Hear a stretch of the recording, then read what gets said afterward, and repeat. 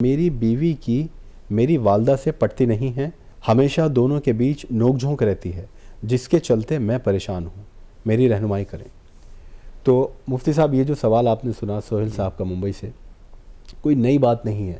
ساس بہو کی نوک جھونک تو صدیوں سے ہم دیکھتے آتے ہیں کہ ہوتی ہے، اور یہ ایک سوشل پرابلم میں سمجھتا ہوں اس کو، کہ یہ مذہبی پرابلم نہیں ہے، یعنی یہ صرف مسلمانوں کی پرابلم نہیں ہے، یہ ایک سوشل پرابلم ہے، یعنی یہ غیر مسلمانوں میں بھی پائی جاتی ہے، ساس بہو کی نوک جھونک۔ اچھا، کبھی کبھی یہ دیکھا جاتا ہے کہ اس میں اگر وجوہات ہم تلاشیں تو ساس میں اور بہو میں بنتی کیوں نہیں ہے؟ کیونکہ ایک بہو اپنا گھر چھوڑ کر آ رہی ہے، ایک ماحول کا فرق ہوتا ہے کہ وہ کسی اور ماحول سے آ رہی ہے، اور یہاں پر ساس نے اپنا ایک ماحول بنا رکھا ہے، یعنی زمانے سے وہ اپنا ایک نظام چلا رہی ہے اپنے گھر میں، تو بہو آ کے اپنے گھر کا ماحول یہاں پر ایک سیٹل کرنا چاہتی ہے، تو وہ ساس کو پرابلم ہوتی ہے۔ کبھی یہ دیکھا جاتا ہے کہ امید زیادہ لگا لیتے ہیں ایک دوسرے سے،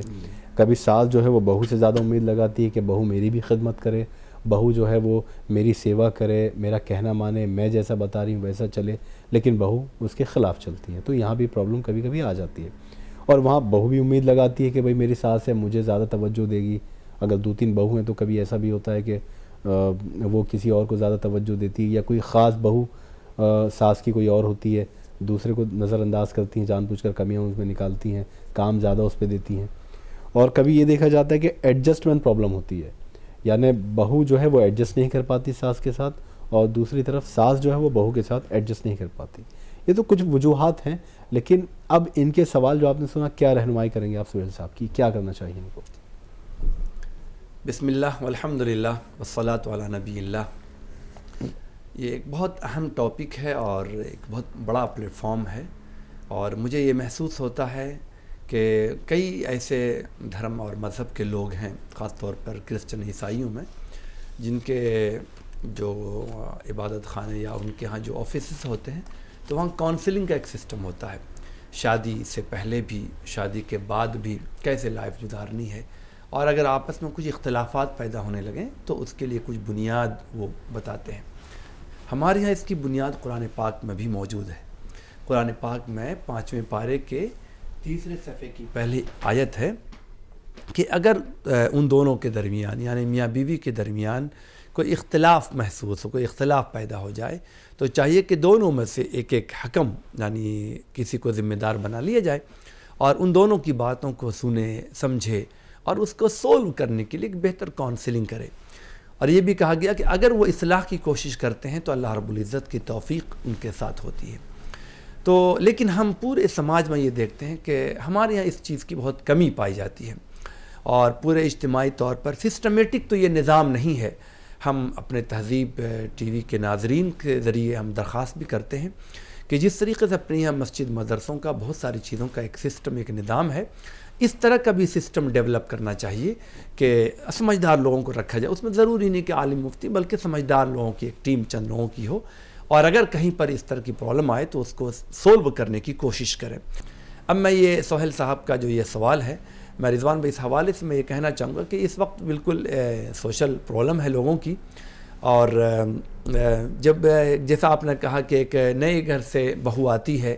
اور نئے ماحول میں نئے والدین، نئے لوگ، نئی فیملیز کے ساتھ ان کا اٹریکشن ہوتا ہے، ان کے ساتھ رہنا ہوتا ہے، ان کے سونے، پڑھنے، کھانے پینے سب کا سسٹم ہو سکتا ہے، کوئی بہت ساری چیزوں میں تبدیلی ہو، اور ان گھر والوں کو بھی لگتا ہے کہ ظاہر ہے کہ وہ خون کا رشتہ تو نہیں ہے، بیٹی کے مقابلے میں بہو تو بہو سمجھی گئی آج تک، تو اس کے لیے بھی ایڈجسٹ کرنا، اگر بیٹی کو ذرا سا کچھ ہیٹ کی، کچھ نفرت کی کوئی باتیں ہوں تو ان کو یہ لگتا ہے، کچھ ہیٹ کی باتیں اگر ہوں تو ان کو یہ لگتا ہے کہ یہ تو بیٹی کی انسلٹ ہو گئی، تو ماں وہاں پہ تھوڑا سا بیٹی کی طرف چلی جاتی ہے، اگرچہ وہ تھوڑا صحیح ٹریک پہ نہ ہو، عدل کا دامن، انصاف کا دامن چھوٹ جاتا ہے۔ تو ان سب پہلوؤں پہ ہم سب کے لیے ضروری ہے کہ مرد کی بڑی ذمہ داری ہے، مرد کے لیے کی ذمہ داری بہت بڑی ہے، اسی لیے اسلام نے مرد کو طلاق کا اختیار دیا ہے، کیونکہ مرد متحمل ہوتا ہے، بہت برداشت کرتا ہے، اگنور کرنے کی صلاحیت اس کے اندر ہوتی ہے۔ اللہ رب العزت نے نبی کریم علیہ الصلوۃ والسلام سے فرمایا کہ ایک طرف کی بات کو سن کر کے ادھر نہیں جھکنا ہے، بالکل، بلکہ مرد کی ذمہ داری ہے اور بہو کی بھی ذمہ داری ہے، سب کی گھر کی ذمہ داری ہے کہ دونوں کی بات کو سنجیدگی سے سنیں۔ ایک تو یہ اگر دونوں کی بات سنے بغیر اگر لوگ فیصلہ کریں گے تو اللہ رب العزت کے نزدیک بڑی ناپسندیدہ چیز ہے. قرآن پاک میں رسول اکرم صلی اللہ علیہ وسلم کو منع کیا گیا, تو ہمہ اور شما کے لیے کیا ہے, جبکہ آپ اتنے زیرک اور اتنے دانا عقلمند دانشور تھے. لیکن آپ کو بھی کہا گیا کہ دونوں طرف کی بات کو سن کر کے فیصلہ کرنا. تو مرد کی بڑی ذمہ داری ہے کہ دونوں طرف کی بات کو سنیں, فیصلہ کرنے میں جلد بازی نہ کی جائے, بلکہ یہ کہا گیا کہ 100 مرتبہ فیصلہ کرنے سے پہلے سوچنا چاہیے. لیکن اگر فیصلہ کر لیا جائے تو پھر اس کو پھر نافذ کرنا ہے. اسی طریقے تیسری چیز یہ کہ عدل کا دامن نہیں چھوڑنا ہے, انصاف کا دامن نہیں چھوڑنا, چاہے وہ تھوڑی دیر کے لیے تلخ کلامی ہو سکتی ہے, لیکن حقیقت سے چیزیں سامنے آتی ہیں, اور جو وقتی طور پر نفرت ہوئی ہے وہ چیزیں ختم ہوتی ہیں, چونکہ انسان نے ایک ضمیر رکھا ہے, انسان کے اندر سمجھ بوجھ رکھی ہے. اس لیے ایسے وقت میں مرد کو چاہیے کہ تھوڑا سا, اچھا ہم نے یہ دیکھا کہ فوری طور پہ جو کوئی فیصلہ کر لیتے ہیں تو غلط فیصلے ہو جاتے ہیں, لیکن اگر وہی تو کچھ آدھا گھنٹہ, 1 گھنٹہ, 2 دن, 5 دن, 1 ہفتہ اگر ڈیلے کیا جائے تو وہ چیزیں پھر اگنورینس میں چلی جاتی ہیں, تو زندگی ایک سنبھل جاتی ہے.